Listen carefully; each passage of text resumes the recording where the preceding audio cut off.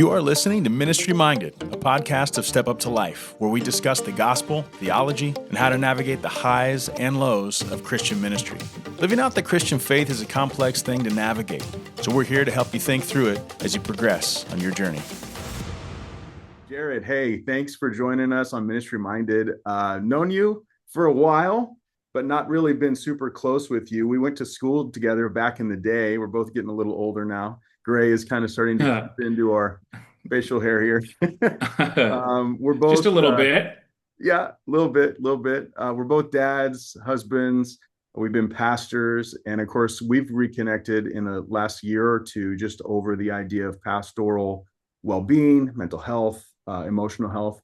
And so thanks for jumping on here with me to have this conversation. I think guys are getting a little bit more interested in this, although it's, as you know, a little bit tricky sometimes to invite people into this conversation.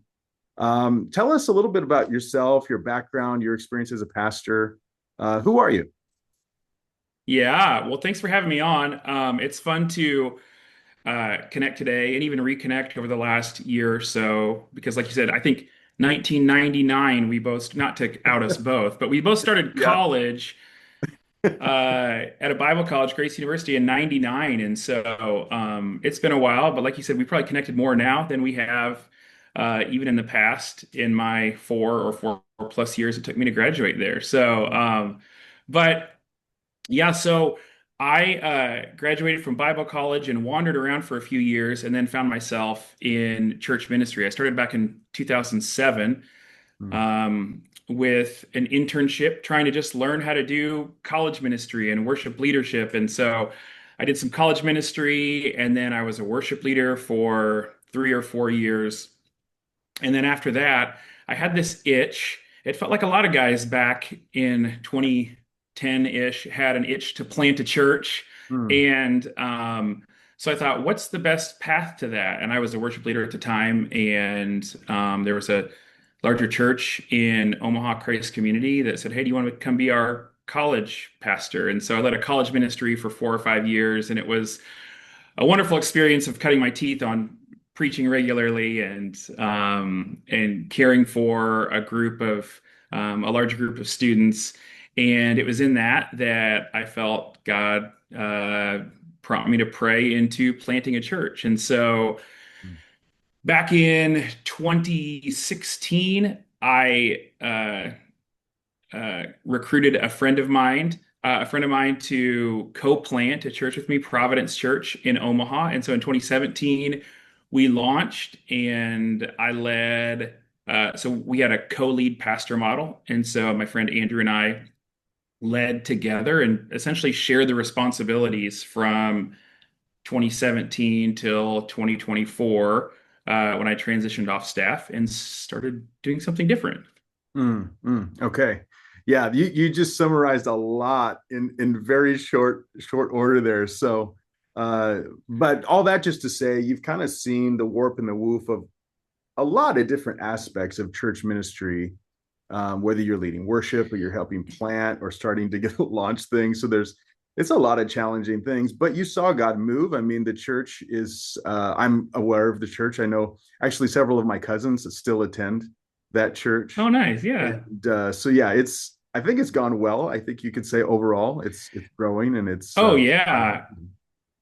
Yeah. So one of the things that I realized just to even rewind a little bit, is that whether I was doing an internship back in 2007, which is almost 20 years ago now, which is crazy, but whether I was doing an internship or while I was up front leading worship or leading a college ministry or planting a church, there's some different skill sets that go with those different things. But what I realized is what I always leaned into in whatever role I was in was this idea of just shepherding or pastoring people. There's maybe different pastors kind of have different skill sets, and some may be a little bit more visionary, some maybe a little bit more, good with systems and organizational leadership. And there's all sorts of flavors, but I think, leaning into the pastoral thing. So some of the, starting a church, there was some some of that was a stretch of just like Mm, going and doing something new and blazing that trail. But I felt like it was what God called me to do. And by the grace of God, I had to go through a church planters assessment for mm. like 5 days where people followed you around like a lab rat, making sure that you weren't crazy. And so they said, "Hey, you can do this, but you would be," they're like, "You could do this, but you would be better off if you were teamed with someone who is a little bit more of like charge the hill and go get them." And that kind of like a little bit more task driven Mm. or mission driven. And Yeah. so it was a beautiful thing to be able to team up with somebody who I knew and loved and be able to lead it together. And so, yeah, I Mm, learned a lot um, about pastoring, and even like there's a lot of stuff that I never learned in school, and they don't get, named as seminary classes, but somehow, you can be a construction project manager as a pastor, you can be a real estate agent almost, yeah. you can be a political commentator, you could be like all of these things, and but um I loved the people work of it. And so God has always drawn me to when I can be like intentional and present with people. Mm, I feel like I'm flourishing in those spaces. And so for me as a pastor, some of the spaces I felt like I was like an amazing fit. In other spaces, I'm like, oh, am I wearing Saul's armor in some of this? And so anyway, yeah. sure. Well, that kind of dovetails then into what you're doing now, because obviously you're no longer in Omaha. You're actually in Puerto Rico right now, leaning into something. It seems like God might be stirring you into a new direction. So tell us a little bit about that, and kind of not only how you've been kind of praying into that, but what kind of brought you to this new focus, this new burden that you have. Yeah, you want me to tell the story? I can If get you're willing into to tell it. it, man, that would be, yeah, it's up to you. Y- Yeah, um so we were in 3 years into a church plant, and um eh, and this thing called COVID hit, which most people probably remember, or maybe they've blacked out of their mind. But it created a unique environment for us to lead in. We didn't have a permanent location, and so we had to move to somebody else's building on a Sunday evening. We Mm, didn't. It disrupted a lot of things, um, and I started feeling. I'd always like known that I'd suffered with some anxiety from time to time, and I would call myself a serial people pleaser. mm, Um, but the tension around leading people in COVID, and people that were criticizing you from multiple directions on the same thing, like you could make one decision and get two opposite critiques of the same thing. It started to become really, really weighty, mm, and it, and like to carry that out for months on end, where it was just high tension, high polarization, like not only outside the church, but inside the church walls and in my church inbox, or my email inbox. And um, to fast forward a little bit after, navigating that for 7 or 8 months, Andrew, my friend who co-pastored the church with me, had kidney failure, and he had to step out of a lot of responsibilities of the church for the next year. And wow. so basically what it equaled was I felt like, man, I'm getting beaten up by all this, like it's decision fatigue of all these different things going on, the critique, getting beat up by this, and I'm kind of hanging on by a thread. And then I'm like, surely God will like make things easier or something. And then what happened was, is another like contextual piece of like my partner in crime, who is really high capacity, was kind of taken out for a while. And so then I was leading on my own. And so the thread felt like it was getting stretched all the Wow. more. And it was really, it was really tiring, really challenging. Um, And through some cool miracle stories, Andrew got a kidney transplant, and a little over a year later, he was back at full strength. But in the middle of that, I had just gotten more and more worn down for all sorts of different reasons. Mm. And um, and the elders of my church graciously offered a summer sabbatical to me for it Mm. was almost 3 months of time. And I'm like, yes, I'll take it. Anytime you'll give me a sabbatical, I'll go rest because I thought what I needed was rest. And I did need rest, but I had the most amazing time. We were on the beach in Florida for almost 2 of the 3 months, and it was it was amazing. It was great. My wife and I were spending tons of time together. We were journaling together. We were reading the Bible. We were sharing. Like I'm like, this is like how life is supposed to be. We're connecting with God, connecting with each other, with our family, and having fun. Whatever. Came back after the 3 month sabbatical and after about a month of being back in, I'm like, I don't feel normal. And after 2 months of being in, I'm like, I still don't quite feel normal. And then I started to feel more pervasive anxiety. And I'd always known where my anxiety came from. I'm like, oh, I'm anxious because I have to have this confrontational conversation with somebody, or I'm anxious because I have to preach this sermon in front of this large crowd, or whatever. But Mm. now I just had this tightness in my chest. It was an anxiety that wasn't going away. Mm. And then I started to have, when I was standing up in front of people, like on stage, I started to have these, what a doctor later told me were like small anxiety attacks that would last for like 2, 3, 4, 5 minutes at a Mm. time. And I remember it came to a head when I was preaching two Christmas Eve back-to-back Christmas Eve services, and it happened during both of those.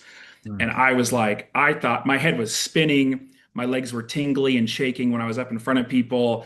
And I'm like, I might just have to step down on the stage with my, dapper gray suit coat on and all the trees and everything that was like picturesque, and everyone was about ready to go open gifts. And I'm like, I might need to go get checked into a mental hospital while you guys are thinking about the gifts that you're going to open tomorrow morning. And so anyway, it was a um uh, it after that started to have a few conversations and say, hey, I need to like assess some things and take a few steps back.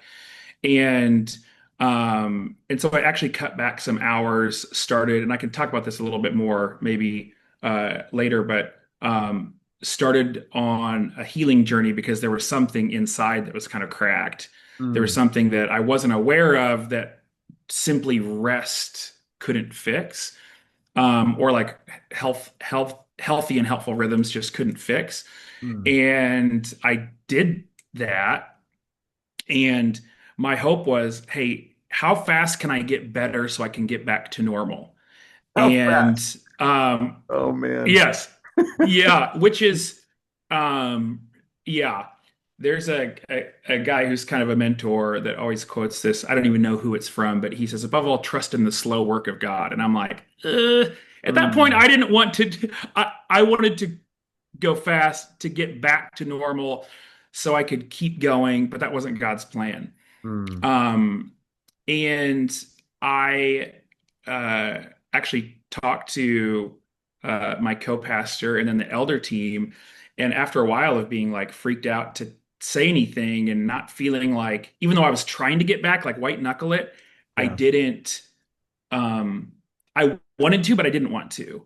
Like there was something else going on, Mm. and they opened up this conversation, which honestly, this in and of itself was healing because just having a people who had some sense of like authority in my life to be able to say, hey, Jared, are you sure that God isn't calling you into something else? Like, we love having you here, but like, is there something else? And that kind Mm. of opened up my mind to be able to entertain this. And so, um, Mm. like to fast forward the next year of time, I enrolled in this program that trains people in formational care or formational counseling, which is a non-clinical modality of um, of healing or counseling, and in this group setting, which is like healing based but also training based. And so I did that, and on in the aftermath of, or as I was finishing that up in a year, decided to uh, roll off staff, which now was um, just a little under 2 years ago, Mm. and decided to start something. This is getting to the the original question, but decided to. launch off and start a ministry, a nonprofit, which I'm doing by myself right now. But it's called Presence Ministries, and the idea is to care for weary and wounded ministry leaders and Mm, help them rediscover the joy of their calling. So that's what I've been doing for the last little bit. There was you mentioned before that we're in Puerto Rico. I have been in Nebraska in almost my whole life, other than a couple like missions opportunities that mm, were extended. But basically in Nebraska my whole life until a year ago, my family decided to come here in Puerto Rico. It's a different story for a different day, but we did like a family reset thing while I continued to work just to try mm. to pursue after what we thought God was calling us to do. And so I'm doing this work mostly remotely with pastors that are on the mainland right now, but also doing some work here. So, yeah. Sure. Wow, that's a lot. No, thanks for sharing that. That's not an easy thing to just summarize, let alone choose to reveal. So thank you for that. I really respect your openness there. That's not necessarily an easy thing to do. Um, as you're kind of interacting with different people that are going through some of this stuff, do you notice themes from their story that would dovetail with your own? Are you noticing that ministers in particular seem to have a certain, uh, I don't know, proclivities to struggle with certain aspects of ministry? If so, what are those? And how did you, I guess, how did you navigate that? And then how are you helping them think through it? Because some of them might not even be aware.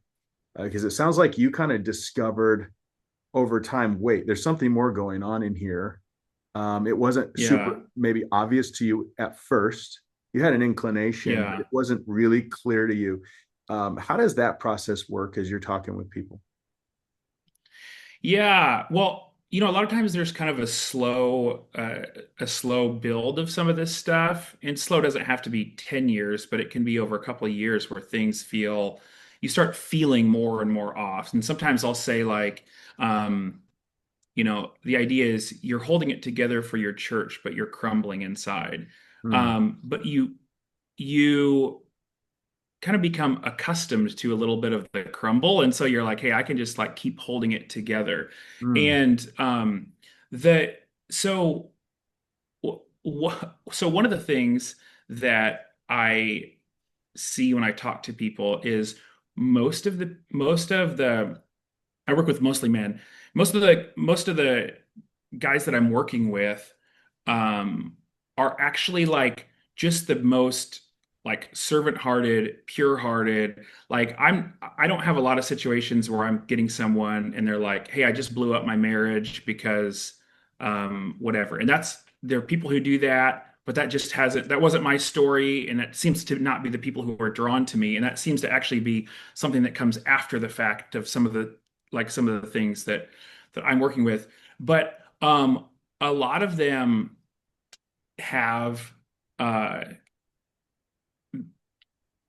they have this really, really high standard for themselves, and their language is, and this is going to get a little granular, but like their language is filled with a lot of shoulds. Like there's a lot of things that like they hold themselves to this incredibly high standard, and so there's this self-condemnation that comes with it. And so a lot of these things, and it's hard to explain this in just a podcast setting, but there's a lot of people who um, from their stories, from their family of origin, they have situations where they weren't securely attached or weren't like deeply connected. A lot of people weren't deeply connected to their parents or emotionally connected to mm, their fathers. And so out of that story, we end up turning around and seeing the world as a place where we have to prove ourselves, to prove that we're worth it, to prove that we're loved. And that's where some of our performance comes from. That's where some of our people pleasing comes from. And so we become these serial performers or serial people pleasers. mm, And it works for so long. But what a lot of times happens is um, that when people get a little bit closer to middle age, something starts to crack a little bit. mm, I have a friend who once told me, and I've picked it up and stolen it from him ever since. But he said, the rope that was a lifeline to you as a kid becomes a noose around your neck in middle age. And the Mm, idea is that, maybe if you were, an overlooked middle child, or your dad wasn't very engaged or whatever, you, um, the lifeline for you is maybe to prove yourself by being impressive or getting good grades or excelling in sports or doing all these things. And it mm, worked well for a while, but after a lifetime or 3 decades, 4 decades of doing that and trying, you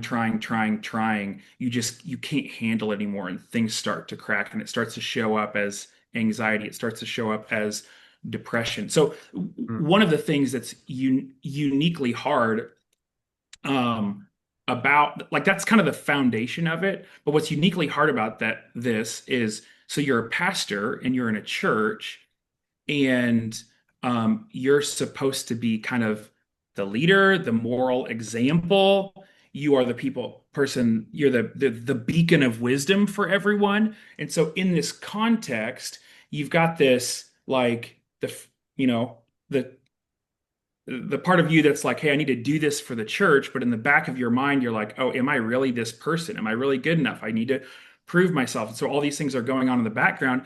And then you look around and you're like, well, what if I start feeling messed up? Like, what if I am depressed? What if I don't feel like the love that God says he has for me? Like, I can preach about love, but I don't feel God's love. Or what if you're starting to struggle with some sort of sin struggle that is becoming addictive? Where do I go that feels safe? And mm, so it's this combination of pressure with isolation that is this, like, dangerous cycle of, like, it's a cyclical thing that makes people think there's nowhere to go, there's no safe place to turn. And I remember this um so well in my own story, even during the middle of this COVID season, where I was struggling and there was some intense, just just tension, criticism, whatever. And we had this men's group. There were 3 or 4 of us that would show up early in the morning when it was dark at a coffee shop on Tuesday morning. And I remember walking into that space every Tuesday morning and thinking, well, here I go again. All of these guys are going to be able to share with whatever's going on, but I can't share what's happening because of what's happening in our church context, and what it would make them think of other people, what it might make them think of me, even my struggles. Like, mm. how many struggles can I share in this guy's group or in my small group and still have people listen to me on Sunday morning from up front? And because not everyone has a level of maturity to be able to handle some of this stuff. And so it's this interesting place. I know you've been there and you've experienced some of it before. And so, yeah, it leaves you feeling like I'm all alone and I've got to do something to get better because there's no one else out there to help me. And so Mm. you're isolated, and then you're just stuck trying harder, and it's a downward spiral until you do things like have anxiety attacks on stage. And so Yeah. that's not the only way it happens, but that's I don't know if Yeah. that answers your question. No, it really does. I think for a lot of guys listening to this, they're probably hearing, in some regards, a different version of their own story that they probably just haven't told anyone except maybe their spouse. Um, and again, thank you for sharing what you're saying, because I think that a lot of guys um, do feel so alone, but they've been burned in ways where, and this has happened to me. Someone has said, "Oh, I'm someone you can talk to. I'm a person. I've prided myself over the years on being someone the pastor can talk to." Only to find Hmm. out that what that really meant was that person really wanted to be that person, and they had really good intentions to be that person. But because they'd never actually worn the weight of the pastoral office, they weren't able to hold those truths in a way that was safe for me or others around them, because they ended up feeling burdened about something they learned or heard that I thought was in confidence, and maybe Hmm. wasn't directly revealing any particular individual had done, but they could kind of connect the dots, if you will. And Yeah. it ended up being not a wise thing, actually, to share with that Mm. individual, because they just couldn't handle the weight of it. And learning the hard way that not everybody who has good intentions can do the thing they think they can do, um, is a hard lesson to learn, especially if they're older than you, or it seems like, oh, they should be able to do this. um, you learn the hard way as a pastor. Just because someone's older doesn't mean they're wiser, or that they're truly And understanding what you mean. Um, yeah. and the pastoral office is a calling and a gift. And if you don't have that calling, or have never had that calling for a season in your life, or you've never been gifted with it, you can conceptualize of what it's like to carry the weight of a congregational care.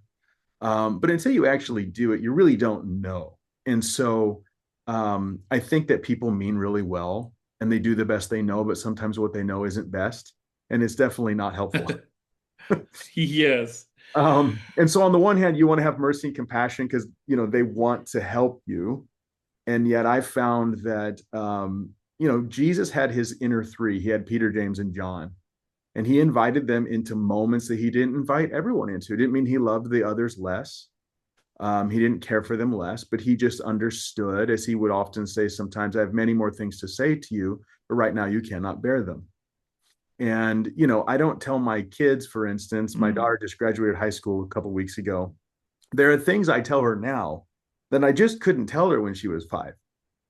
Yep. She's Yep. the same human being in a sense, but she's gone through stages of development now that allow her the framework to hold those truths in a way that she can, not be destroyed by them, right? And so I Yeah. think congregants don't always understand that about their pastors. And I don't know that pastors always understand that about their congregants. And so, um, Mm. yeah, that's something, if you're listening to this podcast and you're wondering, well, who do I talk to then? One thing to consider is talk to other pastors, but maybe not in your direct local context, so that they won't Yeah. necessarily know individuals or whatever, or feel like they're getting pulled into anything because they literally don't know, but that can actually hear you the way you need to be heard. Hearing that someone else understands, that they can empathize, is one of the first steps to healing from some of this, is what I've discovered and some of what I've read. And I don't know that pastors always get that. It's kind of like the pastor sometimes, as you just described them, are seen as a little bit not superhuman, but kind of. It's like, well, Yeah. you're closer to Jesus for X, Y, and Z, and therefore, once you start revealing that there are pieces of your life that are still in process, whatever they happen to be, it's disorienting for people. Mm. In some ways, it's nicer to believe your pastor's impervious, because then they can come alongside you and wave the magic wand, or tell you to, well, just read the Bible 5 more times, pray these many times, and that's what worked for.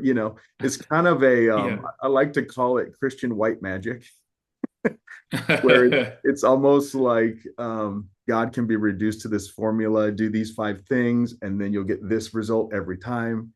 Like you had mentioned, you're like, well, how can I go through this process as quickly as possible, check these boxes, and get back to pastoring? Yep. Yep. I'm so glad you said that, because I think a lot of guys, who haven't maybe fully accepted the reality of what you just described in their own life, even when they do, that's probably the first mindset they have. Like, well, okay, I will take a timeout, but how long is this going to take? Because I got work to do. Yeah. And that's, I don't know, tell you, that's probably a good indication that you probably have barely even started your journey. Not that it's a bad thing, but that there's just, you're not even at 1, let alone 0 at that point. You're probably still at like a -3 in probably accepting the reality of what lies ahead. Thankfully, God is loving and gracious and wants to be with us in that moment. So your ministry is called, has the word presence in it. Yeah. Um, let's go there for a minute. Why did you name it that? It sounds like that's a key piece of, something that stuck out to you, that became helpful for you, that you're finding is a missing piece, maybe, of pastors actually healing from some of this. Can you talk about that a little bit?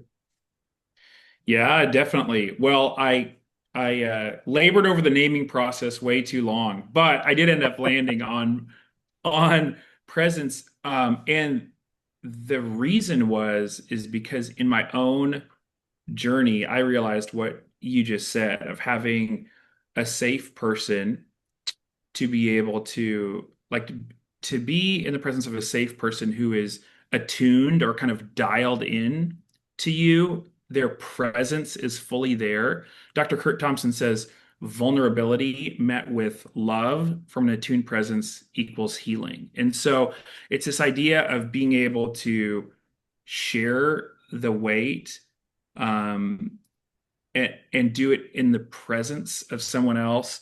And when you see, when you can see and feel and know that they see you and they're like relating to you, there's something that shifts inside of you. And if you haven't had that experience before, maybe it feels a little bit foreign. If you have, you know what I'm talking about. But the other piece of it, so that's one piece of it. The other piece of it is um we will, and this is part of my healing journey as well, but now what I do with other guys is I'll lead them in prayer or scripture meditations or just like listening exercises to be able to experience the presence of Jesus. And so essentially, the presence thing is circled around three different present. I don't think presences is a word, um but it's like the vulnerable presence of a care receiver. It's the attuned presence of a caregiver, which in this case is me, and then the gracious loving presence of Jesus. And so those things all come together, and it's this wonderful thing, that like it,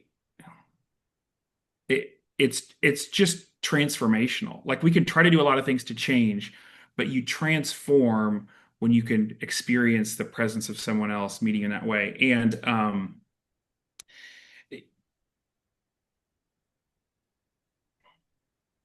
I forgot what the other thing I was going to say was, but Oh, but yeah. anyway, yeah, No, that's fine. Well, I love that. I think that as someone who's a bit type A or has been most of my life, um, I love what you're saying there because I think a lot of leaders are maybe type B but function as type A or are type A and yeah, don't know how to do what you just described because it feels initially maybe it feels like laziness or it feels like mm, weakness or it feels like well, if I do something like that, I'm basically saying I'm some kind of failure, or maybe that would just be a waste of time. Like, I pray every day. Why do I need to do it with this guy? Like, I'm not Catholic, or I mean, that's a little bit sarcastic and yeah, exaggerated. But, yeah, I've just heard all these different responses to it as kind of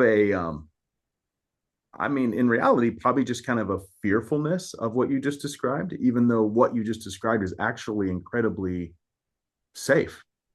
Um, I just talked with a guy a couple weeks ago who reached out to me, wanted to grab lunch and talk about the fact that he feels like he's completely burning out. And mm, I just sent him an email saying, "Yeah, absolutely, let's meet on this day if it works for you." And I simply said something before I signed off. I just simply said, and I meant it. I said, "Jesus sees you and he mm. understands." Now, I didn't think a whole lot of that. I mean, I meant it. But when we actually got together, he said that after he read that sentence, he wept like a baby for the first time in 5 years. Mm, Because I think mm, he just doesn't, he has to be there for everybody else, but who's there for him yeah, that actually gets it? Right. And I think that's yeah. what you're describing. And so, what are you seeing? What are you witnessing with guys when you sit down with them and offer them this experience? Are you seeing a little confusion at first, a little hesitance? Are you seeing kind of some surprise even about how effective that can be compared to maybe what they've tried in the past? Or what are you seeing? Yeah, I mean, I can just say, just a matter of weeks ago, I was sitting down with someone just after meeting the second or third time, and they said something to the effect of, "Hey, I've been in ministry for almost 30 years, and I've never had someone listen to me or tune in to me like this. I've never had anyone ask me questions like this." Um, and I think some of the process, something that's kind of healing or kind of counseling oriented, it's becoming, you know, a little bit more mainstream accepted or whatever. And so people are curious enough to where some people are willing to step into it. Mm, There is, there's still people that are holding it at an arm's length. But I just think people are, a lot of times people, once they experience it, they're just surprised. mm, They're like, do you think that God could it? And it's even stories that stories that we've all preached, the Luke 15, the prodigal story with the father. When I put into words like God's posture toward them in mm, the middle of what they feel like is a mess or shame, I can literally have people say, "Yeah, but do you really think God is like that?"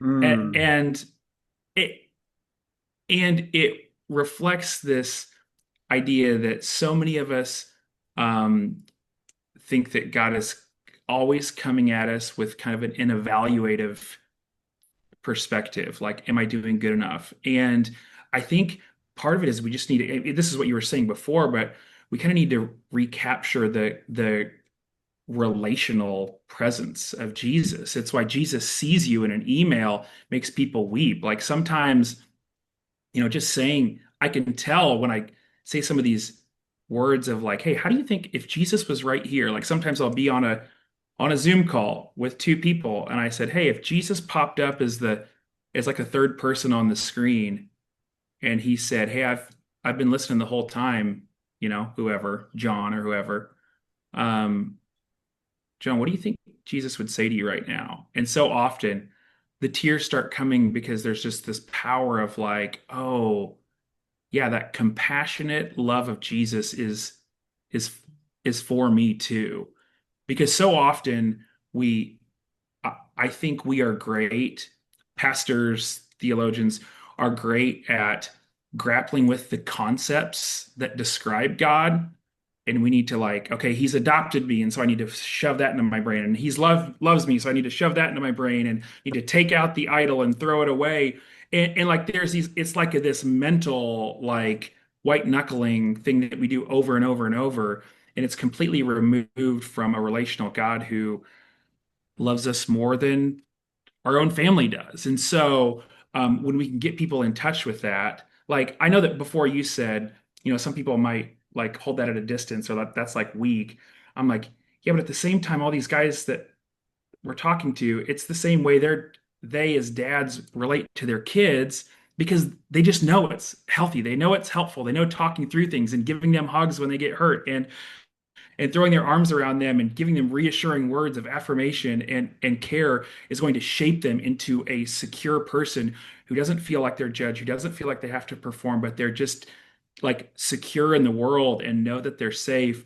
Like if we could just believe that God can care for us or wants to care for us that much and more, we would we'd be in a better place. So mm, mm. Man, that's powerful. That's really interesting. Um, there's some work done with the Danielson Institute out of Boston University that found that pastors in general, ministers, not just of the Christian faith, although that's true, do tend, on average, a bit more than the average person to struggle with some of these dynamics relationally with groups of people for various reasons, but they're more attuned in sometimes a negative way to what people think or want. mm, That can be a strength, if you should care about what yep. your people are going through and wanting, but it can be to the point where it's like an oversensitivity to the point where it becomes what you were describing earlier. And I think a lot of pastors live their life in such a way that they think I've noticed two things. Yeah. One, I noticed it in my life, but I've noticed it in many other pastors' lives. They they are very much focused on this high standard, as you mentioned, not only for themselves but for others, and that's good to a degree. You know, as a leader, you want to call people to something and call them to maturity in Christ, and that's great. But I think that gets co-opted sometimes in the midst of what you just described, where the pastor, um, 5, 10, 15 years in, finds himself working for Jesus instead of with him. Mm, And that's too heavy a burden. Um, mm, and I mean, Jesus challenged me on that several years ago. And I'm reading John 15:5, and it says, apart from me, you can do nothing. mm, And of course, I'd read that verse, I don't know how many times. I mean, it's just a classic verse. Most people probably familiar with it, but it hit me that day. mm, It's not like apart from him, I can do quite a few things, lots of stuff, nothing. But I think that as a pastor, this could be with any vocation, but you do something long enough and you can actually conflate your identity with your vocation to the point where it becomes unhealthy, where, well, who am I if I'm not this? And then it can actually meld into a need to be needed. mm, um, and then that gets all mixed up with the desire to like make people happy. And honestly, let's be honest, sometimes as pastors we have to tell people things, just like as dads, that they need to hear but don't want to hear, mhm, hopefully as compassionately as we can, and yet there's going to be some fallout with that. mm. um, and that's rough. That's hard to carry that if you're in that place, right? Because now all of a sudden it's like, well, these people are unhappy. I did what Jesus wanted, and yet I'm feeling awful because these people are upset. Like, where do I exist now in the midst of these, you know, tensions? And so I love what you're describing there, because I think it's almost like pressing the pause button and saying, wait, time out. What's really going on here? It's almost like when you're in a, remember as a kid, you go into those fun houses and the mirrors Yeah. distort you. You're looking at your own Yeah. reflection, but it's all distorted. You're either like squished or you're stretched or you're Yeah. widened. I think sometimes as pastors, we get stuck in a funhouse mirror, and Mm, we don't see ourselves the way Jesus sees us. After a while, we almost forget how he sees us. It's kind of the image that's coming to mind as I hear you describing this. Um, it's almost like, oh yeah, Jesus does like me. yeah. I forgot. As silly and crazy as that sounds, like how can the pastor be the person who forgets that? Yeah. That has been true off and on many times in my own life. I don't know about you, but Yeah. Yeah. No, it's so true. I feel like something I don't know who the conversation was with, but I just said the other day, like one of the biggest like signs of transformation is going from proving yourself to liking yourself, or being able to see what Jesus sees in us. And I think that I I just find, well, I find for the majority of the vast majority of people that I work with, that they're all it's not just that they're distorted in the mirror, but it's they have to work on what I would call God image problems, not in the image of God, but their image of their picture of God. There's like a caricature or distortion, and so I mean, you could imagine if our picture of God is he's constantly evaluating with a notebook of what we're doing is right and if we're doing good enough, like if that is our disposition 24/7 into mm, every ministry meeting and sermon and counseling meeting, whatever that we go into, versus more of a, and I know some people probably will think this is too soft, but the idea of like, what if it's more like when you're a dad and you're teaching your kid to ride a bike and sometimes you don't like, I know that we sin and we need to take responsibility for that. But a lot of the things that we don't do perfectly, that there's just, like, hey, we don't know what to do, or we have weaknesses in certain areas, or we're like, our sermon was subpar. So what? That's we're not sinning. It's like, hey, we fall over on our bike and Jesus comes by and he gets us and he like sets us forward. He's working with us. And there's even a delight and a joy that he has in our transformational process as he's like shaping us as we're going Mhm. through it. So Mhm. Yeah, wow. I love that. I love that. Man, I feel like we need to do like three or more of these conversations and kind of dive into these different fissures of how this looks in the pastoral life. Let me ask you a couple more questions, and then I should probably let you go because we're getting on to about an hour, a little shy of an hour here. Um, as you're going through this process yourself right now, I guess I'm curious, um, what have you found most helpful yourself? How is that informing how you interact with guys who are coming to you for conversations? Um, you know, those guys who might be listening to this going like, well, I don't know if I'm ready for a conversation with somebody, but I could at least try something on my own with God. Um, maybe how would you talk to that person, and maybe even from your own life, what have you found is helpful? yeah, I mean, I do think I don't know if this question or this answer will thread the needle quite right because like when you say what have I found helpful, um, finding finding safe people that you can be honest with Mm, is just so incredibly helpful to get you out of the like that just the isolation or the shame kind of loves to flourish, I guess. mm, Um, but that is that's one thing is just finding like the fact that I have people that I can talk to. God has given me this wonderful like mentor who's kind of like a spiritual dad. Not everyone's going to find that diamond in the rough like I did, but if there's anybody that you can just like that you can feel safe with to be able to bear your burden, help bear your burdens, there's just something wonderful to that.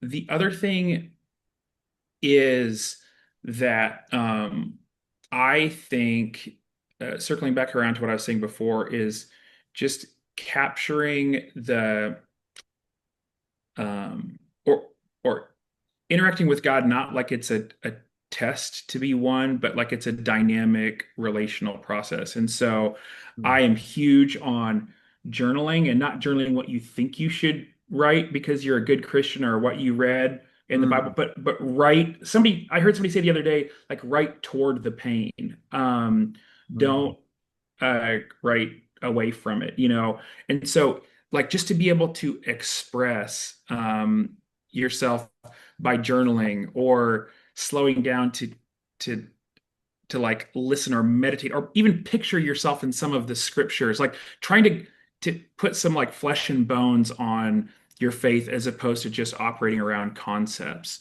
Um, I think there's something in, you know, in Psalm at the beginning of Psalm 40, um, David is talking about how God he inclined to him, like he heard his cry and he inclined to him. And I think there's something that happens when we acknowledge our pain as opposed to hiding it, that it's not that God can't incline to us, but it's that we don't have eyes to see it unless mm, we're willing to like put ourselves out there by journaling or by telling someone or by taking honest time in prayer and being able to say the most honest thing that's inside of you and then waiting and see like what it's like for God to incline to you and hear your cry in the middle of that. There I yeah, those are just a few things that come to my mind. I don't know if you like if you have specific things or even um yeah, I don't know. yeah, yeah. No, I would agree with that completely. I think sometimes, as you mentioned, it's hard to find that person. It takes a lot of prayer and discernment to decide, okay, who could I reach out to that would be truly be safe. Often that can be outside of your immediate context. Sometimes some layers of removal are a good, you know, built-in safety mechanism. Um, Yeah. But if there's someone local that's really proven themselves, that's great. I completely agree. I think one thing that's really fascinating, although I don't know what's being done about it exactly, although I think that actually there's a guy down in Puerto Rico where you are named Dan White Jr., who's I think probably doing the most cutting edge work on this.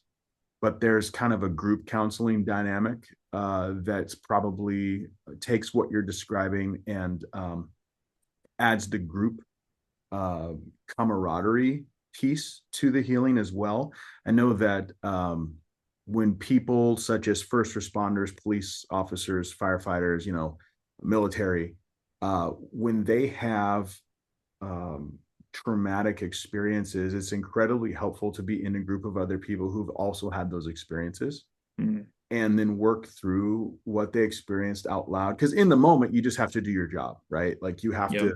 you're an EMT, you've got to save this life. If you're a military guy, you've got to get up that hill and get this guy, your fellow soldier who got shot, you got to throw him over your shoulder and just get him to safety or whatever. But Yep. afterwards, if you never unpack that, it starts to internalize in a way that can really start to warp. And I don't know that there's really a mechanism for that for pastors. Like most counselors I've talked to will say they have a counselor because they experience something called countertransference, where they actually experience secondhand trauma. So they'll hear stories about other people's trauma that's so disturbing that they're having nightmares about their client's trauma experience themselves. So then Mm. they need to go talk with a counselor so they can process how disturbing that was. Because some of the stories, the things they hear are really upsetting. Um, I don't know that pastors really have a mechanism for that, not that I'm aware of, not that's been normalized or made available. There's inklings of it here and there, but in general, pastors are kind of asked to kind of bear this on their own. They may or may not connect with other ministers off and on, but in my experience, is generally seen as a little bit on the fringe. Mm. You might talk with somebody, but you don't want to appear that you're not somehow thriving spiritually or something. And so I think there's still a lot of confusion about what is normal to feel as a pastor if I'm leading people through all these different dynamics you mentioned earlier. Like, are you a political commentator? Are you the building project manager? Are you the real estate guy? And Yeah. sometimes the answer to it is yes. Yep. Yep. And that's just a lot. It's honestly just too much for any one person. And yet sometimes that's the lay of the land. And Mm. so I love the work you're doing. And I hope that as you're increasing to develop this, I hope that more people will take advantage of it because I just don't think it's been very normalized. As you Mm. mentioned, I think some pastors are starting to realize, hey, wait a minute, I could maybe take some time to tend to my own well-being. That's not a bad thing. But in my experience, I think that's a newer thought for a lot of people rather than a normal thought. Mm. Um, and a lot of statistics bear that out. I think only 9% of vocational ministers seek out someone like yourself on Mm. purpose. They may have a conversation with somebody, which is good, but to have the dynamic conversation you're describing, unfortunately, is still the minority. And so, yeah, I love what you're doing. On that note, I think you have a resource that you often invite people to engage with. What's it called, and what's the purpose of it? Yeah, I just have a quick spiritual health assessment that I do that I can send you or I can give you the link of. And it's just a couple minutes long. But what I've done is I've, over the last couple years as I've worked with people, I've just made kind of taken account of like the most common things that come up in the life of pastors that cause the pain points, the dysregulation that have them coming to me. And so it's just a quick, like you fill this thing out, and then it will give you, yeah, a quick report on what Hmm. like kind of where you're at, or if it's maybe time to like reach out to someone Hmm. and take a next step. I mean, I assume that you might feel it inside, but maybe it's helpful to be a companion with you along the way, to be an extra voice or an extra nudge if you feel like something's not quite right. And so, yeah, it's a yeah, opportunity to just do a quick little assessment. And I will say also one thing that I'm quite excited about is you talked about Dan White Jr. and doing some of the group thing. I've been doing primarily one-on-one stuff for the last um, 18 months or so, but along with a friend of mine, we're going to start doing our first group work in the Ah, fall. And so there's something unique and dynamic about wow. um, when when people can experience healing, but then they have the safe community to be able to do it with, and the Yeah. ongoing nature that, hey, I'm not the one, like not everyone should have to stay connected to me that works with me, but if they can stay connected to each other, there's just a Mhm. beautiful multiplicative opportunity there that I'm really excited about creating kind of a like some healing groups, but also just a brotherhood ongoing Mm. that could stay in connection with one another. And so, Wow. yeah, I'm Yeah. excited about what's on the horizon. Man, that's awesome to hear that. That's really cool because I've been praying with you, been praying for you, been asking God to kind of help unfold this. That's kind of my own journey too. Just having this conversation with you is an answer to prayer. I'm getting ready to have a meeting actually this afternoon with the director of Camp Comika because we're planning a Hmm. pastoral retreat, probably after the new year, January, February, that will basically aim to do what you just described. And I'm Hmm. not aware of anyone that's actually, at least not in our area, trying to do that, not in the Omaha metro area. And so we want to try to lean into that a little bit.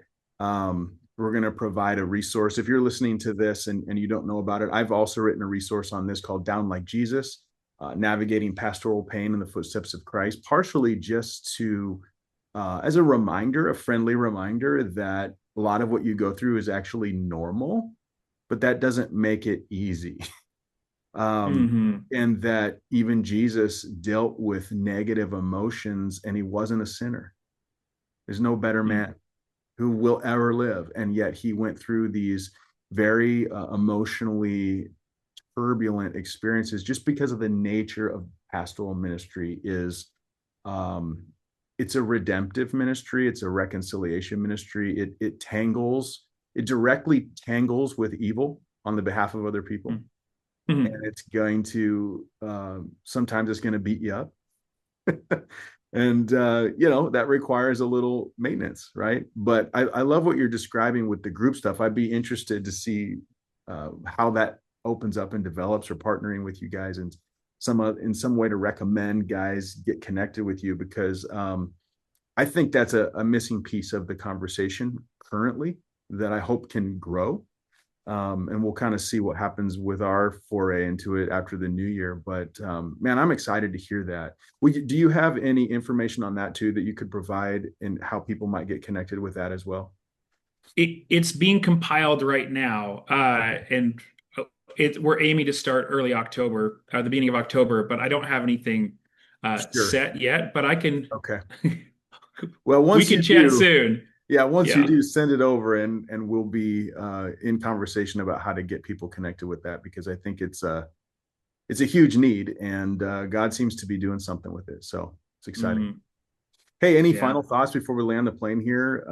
Anything that you feel like, man, I should also mention this or uh, I mean, not exactly, other than kind of reflecting what you said in your email to people. A lot of times we think in pastoral ministry that I feel off, so they're like, I must be doing something wrong.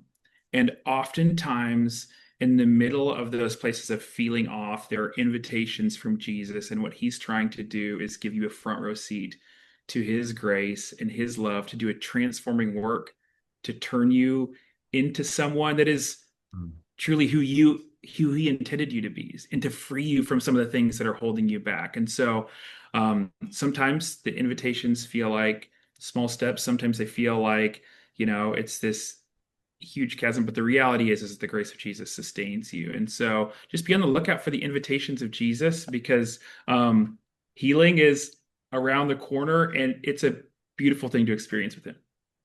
Awesome. Wow. Well, I couldn't agree more with that at all. I mean, that's huge. So, yeah, if you're listening to this and you want more resources, you can go to stepuptolife.com. Obviously, in the liner notes of this episode, you'll see ways to connect with some of the resources we mentioned here.